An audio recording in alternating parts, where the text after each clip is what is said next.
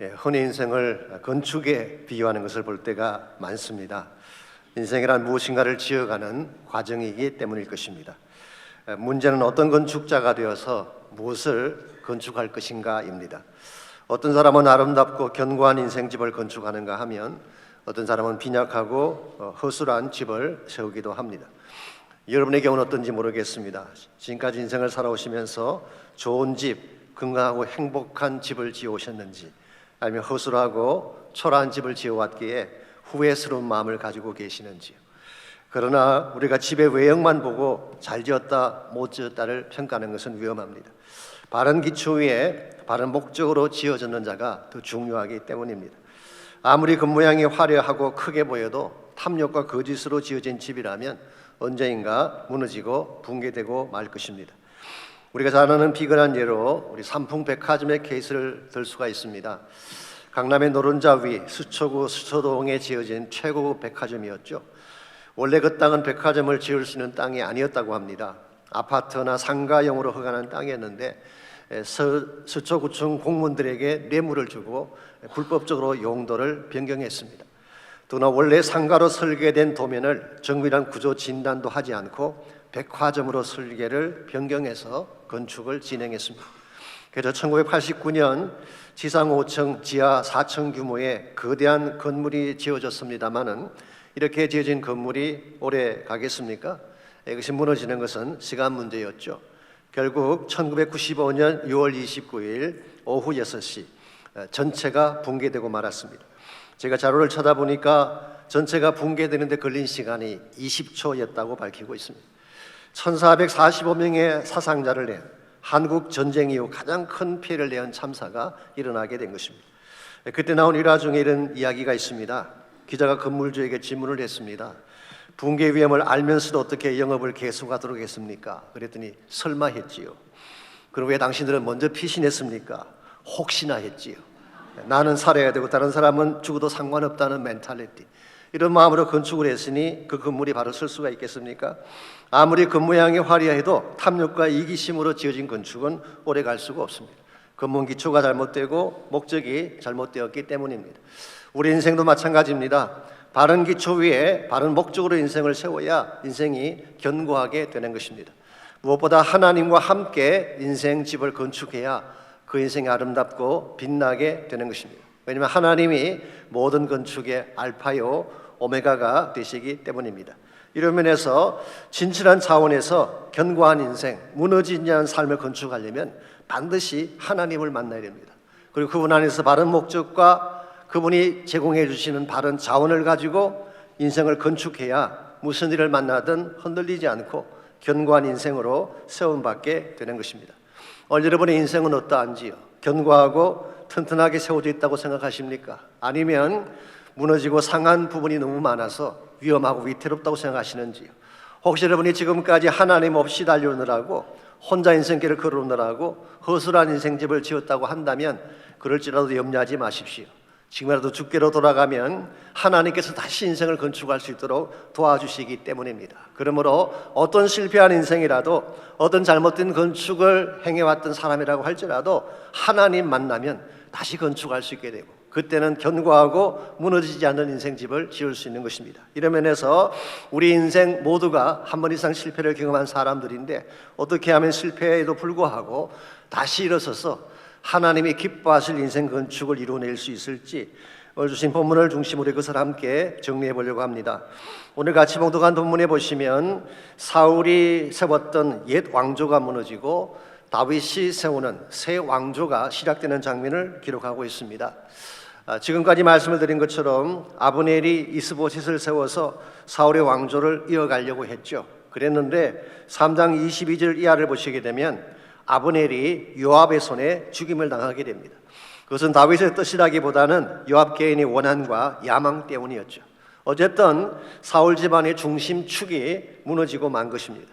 또한 4장에 보시면 이 소식을 들었던 이스보셋과 온 이스라엘의 사기가 땅에 떨어지게 되고 이스보셋의 최측근 군장 두 사람이 이스보셋을 죽이게 됩니다. 이렇게 함으로써 사울 왕조는 그 종말을 고하고 만 것입니다. 사실상 사울의 왕조는 처음부터 잘못 지어진 건축과 같았습니다. 사람의 뜻에 의해 시작되었고 사울의 탐욕이 이끄는 왕조였기 때문입니다. 더구나 하나님께 불순종함으로써 신앙의 궤도를 벗어났기 때문에 사울 왕조가 무너지는 것은 시간 문제였고 결국 무너지고 만 것입니다.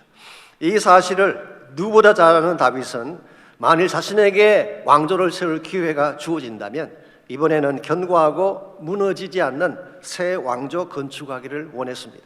그래서 그 왕조를 통해 하나님 나라 비전을 이루는 데 쓰임받기를 열망했던 것이 다윗이었습니다. 실제로 성경을 보시게 되면 다윗은 견고한 왕조를 세웠고 하나님 나라 비전을 위해 쓰임받는 위대한 왕조가 된 사실을 성경이 기록해주고 있습니다. 오늘 같이 읽었던 본문인 4절과 5절을 보시면 다윗은 30세의 왕위에 올라서 헤브론에서 7년 반을 다스렸고 예루살렘에서 33년 동안 온 유다와 이스라엘을 다스렸다고 기록하고 있습니다. 아신 대로 다윗이 지휘하는 기간 동안에 이스라엘 역사상 가장 크고 막강한 국가로 변하게 되죠. 정말 창대하다고 할 정도의 위대한 왕국을 다윗은 세웠습니다. 그러나 이것이 다윗 왕조의 전부는 아닙니다. 더 놀라운 사실은 이 왕조가 예수 그리스도에게까지 계속됐다는 사실이에요. 마태복음 1장을 보시면은 아신 대로 예수님의 족보가 나오죠. 근데 그 족보가 14대씩 3등분이 되어 있습니다. 아브라함에서부터 다윗까지 14대, 다윗에서 바벨론 포로까지 14대, 바벨론 포로 이후 예수님까지 14대 이렇게 되어 있습니다. 참고로 조금 더 말씀을 드리자면 14라고 하는 숫자는 다윗의 숫자입니다. 히브리 말로 된 그 철자를 숫자화하게 되면 14이 나와요.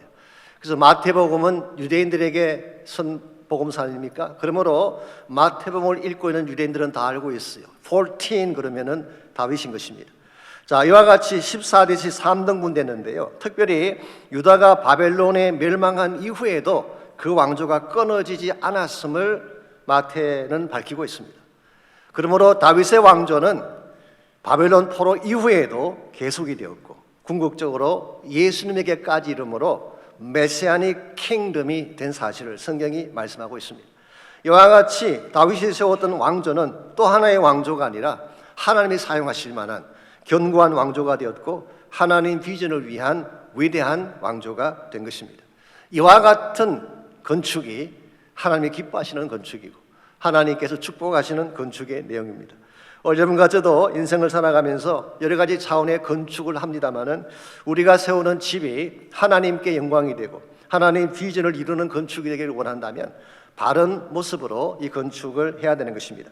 우리가 어떻게 하면 여러분과 제가 바른 건축자가 되어서 하나님의 꿈을 이룰 견고한 인생집을 지을 수 있을지 오늘 본문에 소개된 다윗의 케이스를 통해서 하나님이 사용하실 견고한 인생을 건축하는 세 가지 비결을 함께 정리해 보려고 합니다. 첫 번째로 견고한 인생을 건축하려면 바른 기초가 필요합니다. 건축에 있어서 가장 중요한 것이 파운데이션이죠. 다른 것이 아무리 잘 갖춰져 있어도 기초가 허약하면 그 건물은 무너지게 되는 것입니다. 1절 말씀을 보시면은 다윗이 새 왕조를 건축할 때에 그 기초가 되었던 상황 하나가 1절에 소개가 되어 있습니다. 이스라엘 모든 지파가 헤브론에 이르러 다윗에게 나와 이르되 보소서 우리는 왕의 한 고륙입니다. 이 한 고륙이라는 말의 뜻이 We are your bone and flesh. 우리는 한 몸입니다. 그런 뜻이에요. 온 민족이 하나가 되어서 이제 다윗을 지지하게 된 것입니다. 아신 대로 지금까지 다윗을 지지했던 것은 유다 지파만이었죠. 그랬는데 이제는 온 이스라엘 지파가 다 함께 다윗에게 와서 우리가 당신을 지지합니다. 그러므로 당신이 우리의 왕이 되어 주십시오. 이렇게 부탁을 하는 장면이에요. 어떻게 해서 이와 같은 현상이 가능했을까요? 저는 두 가지 팩트가 이 현상을 만들었다고 생각합니다. 첫 번째는 다윗의 사람 됨됨이 때문입니다. 비록 다윗이 사울에게 쫓겨다니는 신세가 되긴 했지만 이스라엘 백성들은 알고 있었습니다. 그가 얼마나 올바르고 마음의 통이 큰 지도자인가라는 것을 알고 있었어요. 다윗은 도망다니면서도 그일라 주민들을 블레셋 손에서 건져내어 주었어요. 사울을 2번씩이나 살려주었어요. 또한 사울이 죽었을 때 얼마나 애국하며 울었습니까? 뿐만 아니라 아브넬이 요압의 손에 죽임당했을 때 비록 적장이긴 하지만 그의 죽음을 애도하며 장사까지 지내주었습니다. 특별히 바로 앞장인 4장에 보시게 되면 이스보셋이 자기 군장의 손에 죽임을 당합니다. 그때 그 두 군장이 이스보셋에서 목을 베어가지고 다윗에게로 가져왔습니다. 그렇게 하면 다윗이 크게 기뻐하면서 큰 상을 줄 줄 알았죠. 그러나 4장 12절을 보십시오. 오히려 다윗은 그들을 죽이고 이스보셋의 머리를 헤브론에 있는 무덤에 안장해 주었다고 기록하고 있습니다. 다윗은 아무리 자신의 왕국에 이익이 되어도 주군을 죽이고 배신을 일삼는 불의함 위에 자신의 왕국 세우기를 원치 않았던 것입니다. 여러분, 세상적인 방법이나 인간적인 책략으로 이룩한 성공 오래 갈 것 같지만 오래 가지 못합니다. 편리함이나 자신의 이익을 위해 세운 인생 결코 견실할 수가 없습니다. 불의와 거짓 위에 세워진 성공이 얼마나 오래 갈 수 있겠어요. 이런 의미에서 다윗의 사람 됨됨이는 다윗 왕국을 건축하는데 분명히 중요한 팩트가 된 것은 사실입니다. 그러나 그것이 전부였을까요? 그것만으로 다윗이 왕조를 세울 수 있었을까요? 그렇지 않습니다. 또 하나의 더 중요한, 어쩌면 더 결정적인 팩트 하나가 더 있습니다. 그것은 바로 하나님이십니다. 오늘 본문은 아니지만 같은 내용을 기록하고 있는 역대상 11장 3절을 보게 되면 오늘 본문의 사건을 이렇게 랩업하고 있습니다. 이에 이스라엘의 모든 장로가 헤브론에 있는 왕에게로 나아가니 헤브론에서 다윗이 그들과 여호와 앞에 언약을 맺으며 그들이 다윗에게 기름을 부어 이스라엘 왕으로 삼으니 여호와께서 사무엘을 통하여 전하신 말씀대로 되었더라. 자, 이 모든 일들이 무엇을 따라 이루어진 것이라고요? 여호와께서 말씀하신 대로 되었더라. The Living Bible에 보니까 just as the Lord told. 우리 주님이 사무엘에게 말씀하신 그대로 되었다. 그러므로 이 모든 것에는 하나님의 계획이 있었어요. 하나님께서 인도하신 것입니다. 그러므로 다윗의 왕조를 세웠던 근본 원인자는 다윗이라기보다는 하나님 자신이다. 그렇게 부를 수가 있습니다. 여러분, 하나님을 파운데이션으로 삼은 나라, 하나님을 기초로 삼은 인생은 결단코 무너지는 법이 없습니다. 왜냐하니까 능력자이신 하나님이 붙들고 계실 것이기 때문에. 실제로 4장 9절 말씀 보시게 되면 다윗은 자신의 입으로 이렇게 고백을 하죠. 내 생명을 여러 환난 가운데서 건지신 여호와께서. 여러분, 다윗이라고 해서 위기가 없었던 거 아니죠. 절대절명의 위기가 여러 차례 있었습니다. 그런데 그때마다 누가 건져내 주셨다고요? 하나님이 건져내 주신 것입니다. 아무리 내가 위기에 처할지라도, 연약한 가운데 처할지라도 하나님이 붙들어 주시고 건져내 주시기 때문에 나는 승리할 수밖에 없음을 선포한 것입니다. 그러므로 다윗은 하나님을 믿는 믿음이 최대의 자산이고 이 믿음 위에 나라를 세우고 왕국을 세워야만 그 왕국이 흔들리지 않는다는 사실을 알고 있었고 그는 그렇게 순종한 것입니다. 사도 바울도 고린도서 3장 11절에서 이와 같은 말씀을 전한 적이 있습니다. 이 닦아둔 것 외에 능히 다른 태를 닦아둘 자가 없으니 이 터는 곧 예수 그리스도라. The Message Bible을 보게 되면 There is only one foundation. That is Jesus Christ. 한 개밖에 없대요. 우리가 우리 인생을 건축할 수 있는 유일한 파운데이션, 반석은 예수님밖에 없음을 선포한 것입니다. 개인도 마찬가지고 민족이나 국가도 마찬가지입니다. 아무리 다른 것들을 많이 가져도 하나님을 떠나게 되면, 하나님이라는 반석을 떠나게 되면 어떤 국가든 어떤 민족이든 어떤 개인이든 흔들릴 수밖에 없고 무너질 수밖에 없는 것입니다. 얼마 전에 김장한 목사님이 두 아드님 목사님과 함께 아틀란타 지역에서 집회를 인도하셨습니다. 그 집회 중에 이런 말씀을 하셨어요. 과거에 자신이 미국 땅에 왔을 때만 해도 전 세계 자동차의 60%를 미국에서 만들었고 세계 부의 58%가 미국에 몰려 있었다고 합니다. 즉 하나님의 엄청난 축복을 부어주신 것이죠. 그랬는데 지금 미국이 어디로 가고 있는가? 하나님 지옥이 운동에 제일 앞장선 나라가 되지 않았는가? 그런 지적을 했어요. 한국도 마찬가지라고 합니다. 1953년도에 6.25 직후죠. 한국의 1인당 국민 총소득이 66달러였다고 합니다. 그런데 2022년도에는 32,886달러, 500배가 증가를 한 것입니다. 이게 그냥 일어난 사건일까요? 하나님이 축복하셨기 때문에 주어진 것입니다. 이와 같이 하나님이 세워주시고 축복해 주시고 번성케 한 나라가 한국인데 지금 한국이 어디로 가고 있나요? 청년들 중에 대다수가 하나님을 떠나가고 있습니다. 한국에서 가장 많은 청년 대학생들이 모이는 곳 중 하나가 신촌인데요. 신촌에 가게 되면 서점은 7개밖에 없는데 유흥업소가 1,600개나 된다고 합니다. 그러니 우리 민족의 미래가 어떻게 되겠습니까?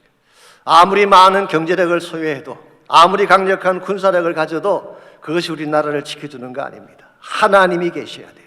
하나님이 기초가 되어야 됩니다. 하나님께서 우리를 도와주지 아니하면 어떠한 능력, 어떠한 경제적인 힘을 소유해도 그 나라는 번성할 수 없고 바르게 될 수가 없는 것입니다. 오늘 이 시대에 가정들이 무너지고 있죠. 우리 자녀들의 삶이 무너지고 있습니다. 하나님의 교회들이 무너지는 소리가 들린다고 이야기들을 많이 하죠. 심지어 국가적인 상황을 보아도 결코 안정되어 있지 않습니다. 뉴스를 보셔서 아시겠지만 이스라엘 땅에 다시 전쟁이 시작되지 않았습니까? 팔레스타인 가자 지구를 통치하는 하마스라는 집단이 있는데요. 그 집단에서 이스라엘을 향해서 로켓 7,000발을 쏘았대. 7,000발. 그런 이스라엘이 가만히 있겠습니까? 지금 피해 보복을 다짐하고 있잖아요.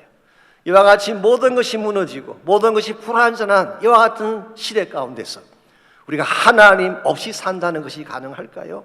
그것만큼 위태롭고 그것만큼 잘못된 사고방식이 없습니다.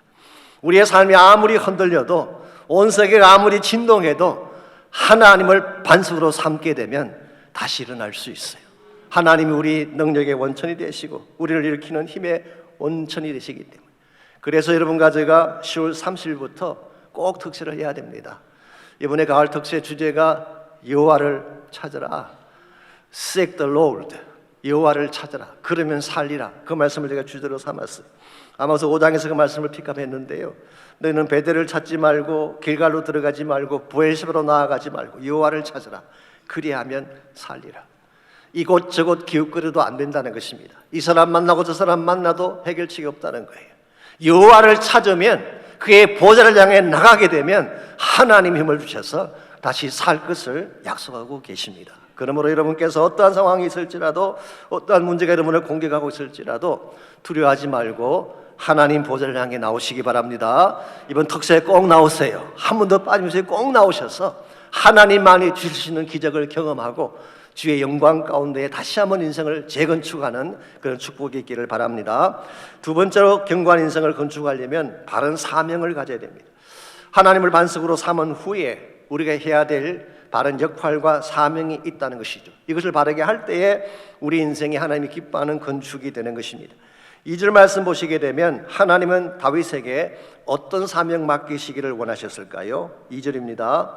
전에 곧 사울이 우리 왕이 되었을 때에도 이스라엘을 거느려 출입하게 하신 분이 왕이시었고, 여기 보게 되면 제가 말씀드린 것처럼 사울이 살아있는 동안에도 이미 다윗이 이스라엘의 리더였다는 사실을 백성들이 다 알고 있었어요. 여호와께서도 왕에게 말씀하시기를 내가 내 백성 이스라엘의 목자가 되며 내가 이스라엘의 주권자가 되리라 하셨나이다 하니라. 여기 보시게 되면 두 가지 역할이 나오죠. 하나는 목자이고 또 하나는 주권자입니다. 주권자라고 하는 것은 통치자를 말합니다. 룰러를 말하는 것입니다. 일반적으로 대다수의 세상 왕들은 통치자들이었죠. 백성들을 다스리고 군림하고 그들 위해 권세를 행사했던 것들이 세상 통치자의 일반적인 형태입니다. 그런데 하나님께서는 다윗에게 너는 그냥 통치자가 되지 말고 목자가 되라, 그렇게 말씀하고 있어요. 즉 무조건 힘으로 다스리지 말고 목자가 되어서 백성들의 고통과 아픔을 살피고 그들을 사랑으로 잘 이끌라, 그렇게 말씀하신 거예요. 우리 김동국 목사님께서 늘 하시던 말씀 중에 성경에 보면 목자가 많다. 아브라함도 목자였고 요셉도 목자였고 바울도 목자였고, 그러므로 우리도 다 목자가 돼야 된다. 교수가 학교에서 아이들 가르치는데 지식만 가르쳐서는 안 된다. 목자가 돼야 된다. 아이들의 영성을 케어하고 돌봐주고 나중에 잘 장성해서 결혼도 시키고 훌륭한 사람이 될 수 있도록 만드는 목자가 돼야 된다. 사업을 하시는 분들이 종업원들을 그냥 막 부리면 안 된다. 목자가 돼서 케어하고 사랑하게 되면 사업이 부흥하게 된다. 이런 말씀하셨잖아요. 우리 성경을 제대로 아는 분들은 그런 삶의 본질이 있다는 걸 알게 됩니다. 왜냐하면 예수님께서 우리에게 보여주신 대표적인 리더십이 목자적 리더십이에요. 예수님은 왕이셨습니다. 온 천하를 통치할 수 있는 왕중의 왕이셨죠. 그러나 성경을 보십시오. 예수님께서 단 한 번도 백성 위에 군림하시거나 폭력으로 통치하신 기록이 없습니다. 오히려 마가복음 10장 45절에 보게 되면 인자가 온 것은 섬김을 받으려 함이 아니라 도리어 섬기려 하고 자기 목숨을 많은 사람의 대성물로 주려 함이라. 예수님의 지도력은 달랐어요. 군림하는 것이 목적이 아니라 섬기는 것이 목적이다. 내 영광이 중요한 것이 아니라 십자가를 지는 사명이 중요하다. 내가 편한 것이 중요한 게 아니라 양들이 편안하고 행복을 누리는 것이 나의 관심사다. 이와 같은 섬김의 리더십을 보여주셨기 때문에 주가는 수많은 생명들을 구원하게 되고 온 인류를 구원하는 위대한 구세주가 된 것입니다. 여러분과 저에게도 동일한 리더십이 필요합니다. 세상 잘하고 가득 찬 리더십, 이거 하나님 기뻐하지 않습니다. 정말 겸손하게 낮아져서 섬기고 사랑하고 연약한 자들을 세워주는 지도자가 될 때, 이와 같은 지도자가 많은 교회가 복된 교회입니다. 가정에 이와 같은 리더십이 있는 가정이 되면 행복한 가정이 될 수밖에 없어요. 그러므로 우리 모두는 목자적인 리더십을 가져야 되는데요, 우리가 성경이 말씀하고 있는 바른 목자가 되려면 무엇이 필요할까요?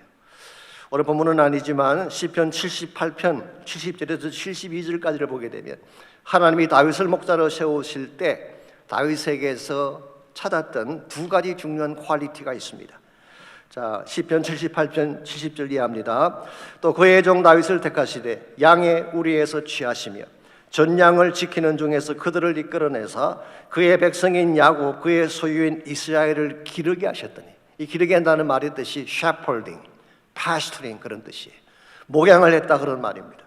이에 그가 그들을 자기의 마음의 온전함으로 기르고 그의 손의 능숙함으로 그들을 지도하였다. 이게 두 가지 중요한 표현이 나오죠. 마음의 온전함이란 단어와 손의 능숙함이란 단어입니다. 이게 목자가 갖춰야 될 자질인데요, 먼저 마음의 완전함이라고 하는 것은 무슨 뜻일까요? 이 완벽한 마음을 말하는 것은 아닙니다. 세상에 완벽한 마음은 없습니다. 많은 영어 성경들이 이것을 integrity라고 번역을 했어요. 킹 제임스 버전이나 NIV가 동일하게 번역을 했는데요, 이것은 온전한 heart, 진실된 가슴을 말합니다. 우리가 완벽할 수는 없지만 잘못을 인정하는 게 진실된 가슴이죠. 정직해지는 것이죠. 인테그리티예요. 그러므로 첫 번째로 필요한 것이 인테그리티, 온전한 heart입니다. 두 번째로 필요한 것이 손의 능숙함. 손의 능숙함이라는 것은 기술을 말합니다. skillful hands, 이 기술이나 재능을 말하는 것이죠. 일반적으로 세상이 요구하는 퀄리티는 기술이나 재능입니다. 이걸 갖추게 되면 출세도 하고 또 다른 사람들에게 쓰임받기도 하죠. 그러나 하나님의 나라는 그것만으로 안 된다는 것입니다. 바른 하트가 있어야 돼. 정말 내 마음속에 하나님께 찾으시는 진실된 하트가 있고 바른 가슴을 가져야지 양을 사랑할 수 있게 되고 바르게 섬길 수 있게 되는 것입니다. 저는 저희 교회에 대해서 참 감사하는 것이 많습니다. 우리 착한 성도님들 만난 것도 너무 감사하고, 저희 교회가 선교하는 교회가 된 것도 너무 감사하고, 기도에 열심을 내는 교회가 된 것도 너무 감사합니다. 특별히 저는 우리 평신도 사역자들이 곳곳에서 섬기는 모습 볼 때 얼마나 감사한지 모르겠어요. 비근한 예로 목자들을 보십시오. 목자가 된다고 해서 사례를 한다거나 무슨 특권이 주어지는 것 아닙니다. 오히려 자기 물질, 자기 시간 쓰가면서 양들을 섬겨야 합니다. 파킹도 제일 먼 곳에 하라고 합니다. 수요일 나와라, 금요일 나와라, 특세 때는 제일 먼저 나와서 양을 챙기라, 그들에게 전화해라, 힘들거리는 일은 다 하라고 합니다. 그럼에도 불구하고 많은 분들이 목자로 섬기고 있습니다. 왜 그럴까요? 실제로 제가 이번에 안수받으시는 집사님들을 훈련할 때 질문을 했습니다. 집사라고 하는 단어가 헬라어로 디아코노스라는 단어인데요, 여기서 나온 영어가 디컨이죠. 디컨이 여기서 나왔는데, 이 디아코노스라는 단어가 어원학적으로 설명하자면은 두 단어의 합성입니다. 디아라는 말은 through, 통과한다 그런 뜻이, 코노스라는 말은 먼지란 뜻입니다. 그럼 직역을 하면은 먼지 사이로 통과하는 자. 그래서 제가 말씀을 했어요. 이제 집사가 되면 교회에서 먼지 나는 곳에 내려가야 된다. 사람들이 가고 싶지 않은 곳, 가장 누추하고 힘든 곳, 누구도 하려고 하지 않는 그 일에 내려가서 성도들을 섬겨야 된다. 예를 들면 파킹장, 부엌, 찬바람 부는 바깥 도로변, 먼지 나는 곳을 썰고 고생해야 되는 잡이다. 때로 열심히 일하고도 욕먹고 비판받을 수 있는 자리다. 그래도 괜찮겠느냐? 후회하지 않겠느냐? 제가 물었어요. 그때 제 앞에서 답을 안 했는데요, 시취할 때 하는 적에 이렇게 답을 했어요. 솔직히 부담이 됐습니다. 그러나 지금까지 주님 사랑만 받아왔는데, 지금까지 은혜만 누려왔는데, 사랑하시는 주님을 위해 먼지 사이를 통과하는 자가 되는 것 감사하다고 생각을 합니다. 그래서 제 가슴이 뭉클했어요. 저런 자세로 섬긴다면 참 바른 사역자가 되겠구나라는 생각을 했기 때문이죠. 여러분들, 우리가 섬김에 살아야 될 이유가 무엇인지 아십니까? 나에게 돌아올 반대급부 때문이 아닙니다. 참 목자이신 예수님 만났기 때문이에요. 그 사랑을 알고 그 은혜를 알았기 때문이에요. 무엇보다도 우리의 목자장이신 예수님께서 다시 오실 때에 세상의 그 어떤 영광과 비교할 수 없는 시들지 않는 영광의 면류관이 있음을 알기 때문이에요. 이 세상의 면류관은 다 시듭니다. 때가 지나면 다 허물어지게 되고 사라지게 되는 것입니다. 그러나 하나님이 주시는 영광의 면류관은 unfading crown of glory, 혹은 never withering crown of glory, 절대로 시들지 않는, 절대로 사라지지 않는 영광. 이게 예수님께서 정말 하나님 나라 위에 수고한 자들을 위해 준비해 놓으신 면류관입니다. 여러분, 이 면류관을 받아야 되지 않겠어요? 세상이 주는 면류관 향해 살아가다가 인생 낭비하고 후회하는 자 되지 마십시오. 하나님이 나에게 주실 영광의 면류관을 사모하며 그 나라를 위해 사는 자가 될 때 여러분 인생은 더 견고하게 세워지게 되고 하나님이 기뻐하는 더 아름다운 열매를 맺게 되는 것입니다. 이와 같이 여러분과 제가 견고한 인생, 바른 인생을 건축하려면 1차적으로는 바른 기초가 필요하죠. 그 기초는 반석이신 예수 그리스도입니다. 두 번째로 바른 역할을 해야 됩니다. 그것은 군림하고 나를 내세우는 역할이 아니라 목자로 섬기는 역할이죠. 이와 같은 역할을 하게 되면 여러분 주변에 수많은 사람들이 예수님을 알게 되고 하나님 나라를 향해 나오게 되는 것입니다. 자, 이와 같은 바른 기초의 바른 사명을 지속적으로 계속 감당해내려면 우리의 능력만으로는 되지 않습니다. 이것을 행할 수 있는 원천적인 자원이 필요해요. 그래서 참으로 견고한 인생을 건축하려면 바른 자원이 필요한데 이 자원이 과연 무엇일까요? 오늘 본문 3절을 보시게 되면 다윗이 왕으로 세움받으면서 그가 행했던 두 가지 중요한 액션이 나와 있습니다. 이걸 보게 되면 우리가 하나님 나라를 위해 살아가는 데 있어서 필요한 자원이 무엇인가를 확인할 수가 있습니다. 이에 이스라엘 모든 장로가 헤브론에 이르러 왕에게 나오매 다윗 왕이 헤브론에서 여호와 앞에 그들과 언약을 맺음에 그들이 다윗에게 기름을 부어 이스라엘 왕으로 삼으니라. 여기 보면 두 가지가 나오죠. 첫째는 언약을 맺었어요. covenant. 두 번째는 기름을 부었어요. anointing. 이 두 가지가 핵심적인 액션이었습니다. 오늘 본문을 자세히 보게 되면 언약을 주도한 것은 다윗입니다. 백성들이 주도한 게 아니에요. 그리고 그 언약은 여호와 앞에서 맺은 언약이었습니다. 자, 다윗이 왜 이것을 했을까요? 물론 공식적으로 officially 왕이 되었다는 것을 선포하는 의미가 있을 것입니다. 그러나 그것만은 아닙니다. 이 언약을 체결함으로써 이 나라는 내가 다스리는 나라가 아니라 하나님이 다스리는 나라임을 선포하기 위함이에요. 영어로 표현하면 theocracy라고 합니다. theocracy. 이 데모크라시는 민주주의죠. 데모라는 말, 데모스라는 말은 people이라는 뜻이에요. theos, 헬라말로 theos는 하나님이라는 뜻이에요. 그래서 데모크라시가 아니라 theocracy. 이게 바로 신정국가를 말하는 것입니다. 이스라엘은 민주주의 국가가 아닙니다. 만약 백성들이 나라의 주인이었더라면요, 출애굽 사건은 불가능했을 거예요. 백성들 중에 90% 이상이 돌아가자 그랬어요. 만약 그들 따라 여론 따라 돌아갔더라면 이스라엘은 다시는 애굽에서 나오지 못할 뻔했었어요. 하나님이 왕이에요. 하나님이 다스리는 나라예요. 다윗은 이것을 누구보다 잘 알았기 때문에 하나님이 다스리는 나라가 되기 위해서는 반드시 다윗이 갖춰야 될 한 자질이 필요한데 그 자질이 뭐냐는 것입니다. 오늘 본문에서 anointing, 기름을 부었다고 오늘 성경은 말하고 있습니다. 물론 이것은 그들이 기름 부었다고 되어 있긴 하지만 정확히 말하면은 하나님의 선지자나 대제사장이 다윗에게 기름을 부었을 것입니다. 기름 부음의 의미는 구별된다, set apart한다는 뜻이 있습니다. 그러나 그것만은 아니죠. 성령의 임재를 상징하는 것입니다. 이제 다윗이 이스라엘의 왕이 됩니다. 다스리는 자가 되긴 합니다.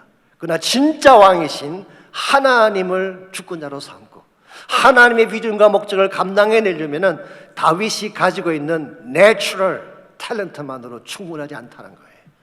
다윗은 그동안에 많은 전쟁을 하면서 전쟁의 노하우를 알고 있습니다. 다윗은 지혜가 뛰어난 사람이었어요. 누구를 만나든지 그들을 이길 수 있는 전략적인 지혜를 가지고 있는 사람이에요. 그러나 다윗이 아무리 많은 재능을 가지고 있고 많은 전쟁 경험을 가지고 있고 아무리 뛰어난 노하우를 가지고 있다고 할지라도 그것만으로 하나님의 나라를 세워갈 수는 없습니다. 뭐가 필요하다는 것입니까? 성령의 능력이 필요하다는 거예요. 하나님의 나라는 우리 인간의 힘으로는 절대로 세울 수 없습니다. 성령의 파워가 임해야 돼요. 초대교회가 가지고 있던 능력의 원천이 여기에 있죠. 초대교회가 무슨 힘이 있었습니까? 돈이 있었나요? 조직이 있었나요? 아무것도 없었지만 성령이 임했을 때에 세상이 감당할 수 없는 교회가 됐어요. 저희 교회도 마찬가지입니다. 우리가 조직도 프로그램도 전략도 다 구사할 수 있겠지만 그러나 성령이 함께하지 않으면 교회가 교회다워지는 것은 불가능합니다. 그러므로 개인이건 교회이건 국가이건 성령의 기름 부음을 받을 때에 악한 세대를 이겨낼 수 있게 되고 수많은 장애물과 고난에도 불구하고 이것을 뚫고 건강한 모습으로 일어설 수 있게 되는 것입니다. 여러분과 제가 살고 있는 이 시대는 생각하는 것보다 더 혼란하고 더 어두운 시대입니다. 베드로가 경고한 것처럼 우리가 사는 이 시대는 우리의 대적 마귀가 우는 사자같이 두루다니며 삼킬 자를 찾는 시대가 왔어요. 악한 자들이 우리의 자녀들을 빼앗아가고 있습니다. 악한 자가 우리의 가정을 파괴시키고 있습니다. 악한 자가 우리 육신의 건강을 빼앗아가고 우리 마음의 기쁨을 빼앗아가고 있습니다. 그래서 베드로는 근신해라, 깨어 기도하라 경고를 했어요. 오늘 여러분과 제가 이 마지막 시대에 깨어서 기도하지 아니하면, 근신하지 아니하면, 무엇보다 내 마음 중심에 성령께서 임하지 아니하면 절대로 악한 시대를 이길 수가 없고 혼란한 세태 가운데서 건강한 인생으로 세움받을 수가 없습니다. 우리 모두에게는 실패가 있습니다. 우리 가운데 한 번도 실패를 경험하지 않은 분 아무도 없어요. 무너진 삶의 터전에서 허우적거리고 힘들어하는 현실들이 우리에게 있죠. 심지어 어떤 분에게는 참기 힘든 아픔의 현장을 경험하는 분들도 있습니다. 이와 같이 실패한 자들, 무너진 터전을 가진 자들, 견딜 수 없는 아픔을 가진 자들에게 필요한 것은 하나님 임재예요. 성령의 임재가 필요한 것입니다. 낮은 울타리라고 하는 월간 잡지가 있습니다. 가정과 자녀 회복을 위한 선교단체에서 발행하는 작은 책자이긴 합니다만은 오래전에 잡지에 이런 간증 하나가 실렸습니다. 30대 엄마가 한 간증인데요. 사랑 아들이 열이 많아서 병원에 갔는데 인턴이 감기라면서 대수롭지 않게 주사 한 대를 놓아 주었어요. 그래서 본인도 대수롭지 않게 생각하고 아이를 데리고 집으로 왔는데 그날 밤 아이가 토해내며 밤새 우는 것입니다. 근데 너무 피곤해서 아빠 보고 병원으로 아이를 데려가게 했어요. 그때 아이가 엄마랑 갈래 그렇게 우는데도 불구하고 그냥 보냈어요. 근데 그 다음날 병원에서 연락이 왔습니다. 병원에 가보았더니 아이 얼굴 전체가 새카맣게 변하고 눈덩이가 부어오르기 시작했어요. 그때서야 의사가 말을 합니다. 뇌막염입니다. 마음의 준비를 하십시오. 그리고 다음날 새벽 수술실에서 하늘나라로 가고 말았습니다. 엄마랑 갈래가 이 아들이 남겼던 마지막 말이 된 것입니다. 그때 그 엄마의 마음이 어땠을까요? 견딜 수 없는 고통이 마음속에 찾아와서 죄책감으로 견딜 수가 없었어요. 자기 안에 있는 분노를 사귀지 못해서 그 분노가 바깥으로 터져나오기 시작합니다. 왜 내 아들이 죽었는데도 세상은 아무 일도 없는 것처럼 돌아가고 있는 것이냐? 왜 사람들은 여전히 밥 먹고 웃고 행복한 표정으로 살고 있는 것인가? 자신에 대한 분노가 사회를 향한 분노로 변하고 마음의 소용돌이 치는 분노의 파도를 가눌 수가 없었습니다. 이와 같은 상황에서 이 자매가 할 수 있는 것은 딱 하나밖에 없었대요. 그것은 주님 보좌 앞에 나아가서 한나처럼 통곡하며 우는 일이었어요. 며칠을 그렇게 했습니다. 한참을 울며 가슴 속에 있는 아픔을 토해내는데 어느 날 성령께서 찾아오셔서 그 마음을 만지기 시작하셨어요. 그리고 그 마음속에 신비로울 정도로 고요한 평화가 찾아왔습니다. 하나님이 주신 평화였죠. 그리고 그때 그 자매가 비로소 고백한 것이 욥이 드렸던 동일한 고백입니다. 주신 자도 여호와시요 취하신 자도 여호와시오니 여호와 이름이 찬양을 받을지어다. 이 찬송과 감사의 기도를 하나님께 드린 후에 그때부터 다시 그는 일어나기 시작했고 자신과 같이 아픔 당한 부모들을 위한 사역을 시작하게 되었다는 그런 간증이었습니다. 사랑하는 성도 여러분, 누구에게나 풍랑은 찾아올 수가 있습니다. 인생의 모든 것이 산산조각이 나고 케아스처럼 변하는 상황이 우리에게 찾아올 수가 있어요. 그때 우리의 힘만으로 이 풍랑을 잠잠케 할 수 있을까요? No. 아무리 발버둥 쳐도 우리 힘으로 다스려지지 않는 풍랑이 있습니다. 그때 필요한 것이 하나님의 이름이에요. 주님께로 나아가서 주의 이름 부르며 기도하면 하나님이 내 심령 가운데 있는 모든 아픔을 만져주시고 나에게 세상이 줄 수 없는 평화를 안겨주십니다. 그러므로 여러분께서 이 아침에 어떠한 마음의 자세를 가지고 나오셨을지 우리 가운데 실패하지 않은 사람 없잖아요. 지금까지 살아온 삶의 길을 돌아보게 되면 후회스러운 삶의 자체가 너무 많습니다. 견고하지 못했던 내 인생, 지금도 무너지며 붕괴되는 나의 삶의 현실을 보며 아파하는 분들이 계실지 모르겠어요. 여러분에게 필요한 것은 하나님의 임재입니다. 성령의 만지심이에요. 이 시간 정말 하나님께 마음의 문을 열고 나가셔서 간구하시기 바랍니다. 주님, 나에게 임해 주십시오.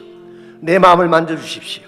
그 나의 심령 가운데에 하나님만이 주실 수 있는 평화로 나의 마음을 가득 채워주십시오. 여러분 기도하며 간구하시기를 바랍니다. 19세기 미국의 유명한 찬송가인 워렌 도널드 코넬이 노래했던 것처럼 평화, 평화로다 하늘 위에서 내려오네.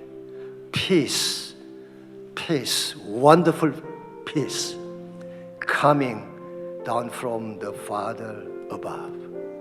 하늘로부터 내려오는 평화, 이 평화를 간구하시며 평화 가운데서 주님을 찬양하는 시간이 있기를 바랍니다.